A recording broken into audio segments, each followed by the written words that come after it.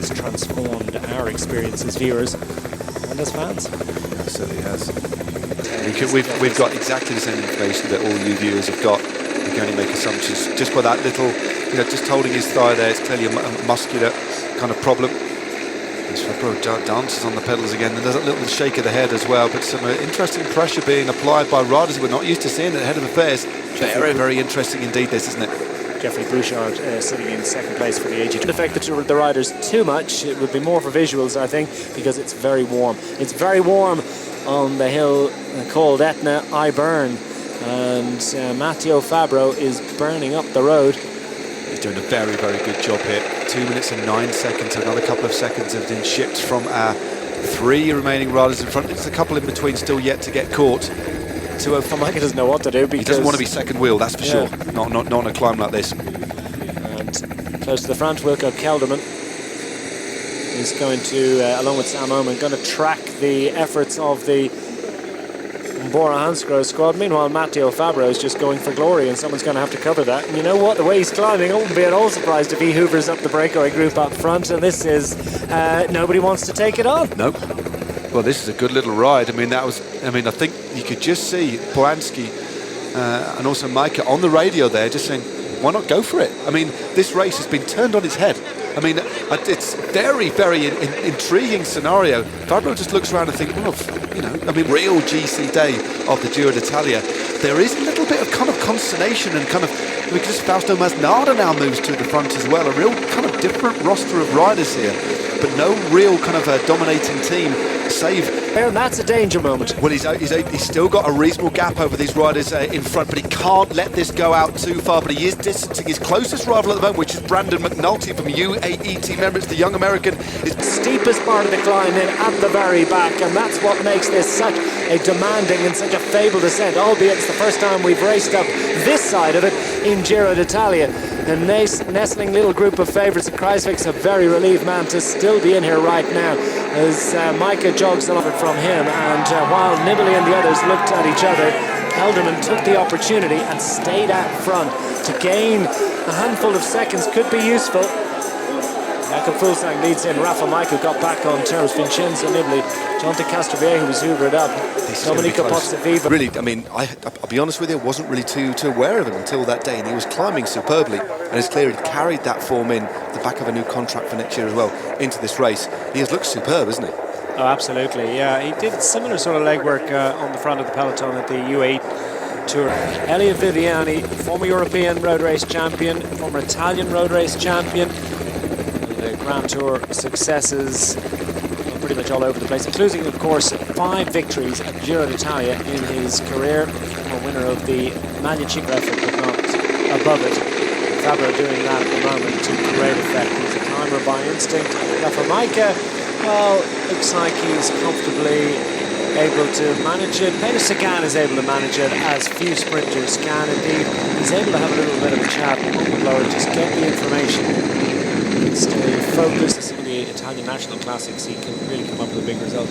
No, he certainly has. He's a rider that knows. Well, he's won some very decent racing this time as well.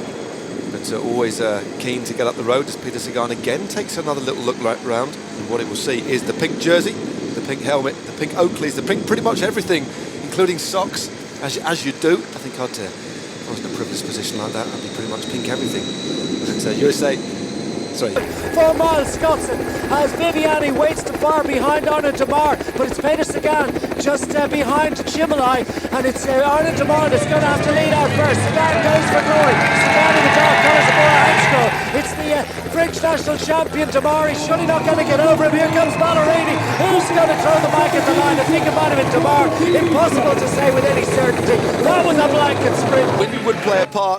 Sagan on that little bit of a lip with 2:50 to go, launched his attack. It seemed to be a little bit too early. Ballerini was close, but on the left-hand side was Arnaud Demar. I don't think... 100 metres, and of course, those riders were exposed for a long time in that lead-out in the last kilometre. They certainly were. They had to really think about it. A couple of riders lost a lead-out rider. Of course, Peter Sagan didn't have one. Ballerini had to basically freelance the finale. Great riding by Simone Consoni to look after Viviani. Viviani just couldn't deliver.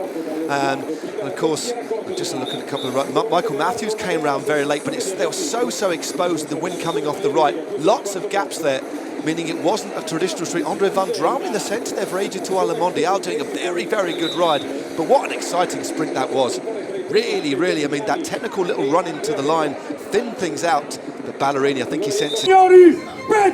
Sagan! No stage honours, but 2 second-place finishes from the first 4 days of asking. The first 3 road stages. He's already worn the leader of the climbing classification, but I think you prefer this jersey. Manu Ciclamino leader. Hold on to this. Is this it, or will it change? But yeah, the only saving grace for the peloton is the fact we've got this headwind running into the line, which may be the bit. With only 4 riders out in front, they are going to start to fatigue quite quickly the longer they ride on the flat into that headwind. Conversation for Peter Sagan. Just gets on the blower and maybe getting a bit of clarification and understanding of exactly what. Vincenzo Nibali is 5th overall. The other teams are behind him, and he's ordered his team quite specifically to sit in a certain position. Again, it's just, I'm here. You know, I'm going to, you know, it's just a country from a place that we've both lived in, Bath, to Hammersmith, another place that I've lived in Britain.